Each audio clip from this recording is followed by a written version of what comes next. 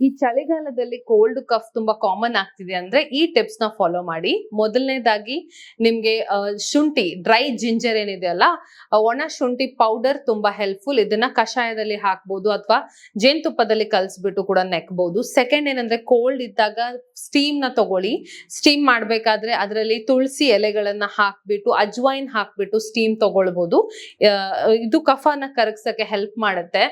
ಇನ್ನೊಂದೇನಂದ್ರೆ ಕಷಾಯ ಕೂಡ ತುಳಸಿ ಎಲೆಗಳು ಹಾಕ್ಬಿಟ್ಟು ಶುಂಠಿ ಹಾಕ್ಬಿಟ್ಟು ಮತ್ತೆ ಅರಿಶಿಣ ಹಾಕ್ಬಿಟ್ಟು ನೀವು ಕಷಾಯ ತರ ಮಾಡಿ ಕುಡಿಬಹುದು. ಮತ್ತೆ ಈ ಕೋಲ್ಡ್ ಕಫ್ ಆಗದಿರೋ ತರ ಪ್ರಿವೆಂಟ್ ಮಾಡಬೇಕು ಅಂದ್ರೆ ಪ್ರತಿದಿನ ನೀವು ಅರಿಶಿಣ ಹಾಲನ್ನ ಕುಡಿಬಹುದು.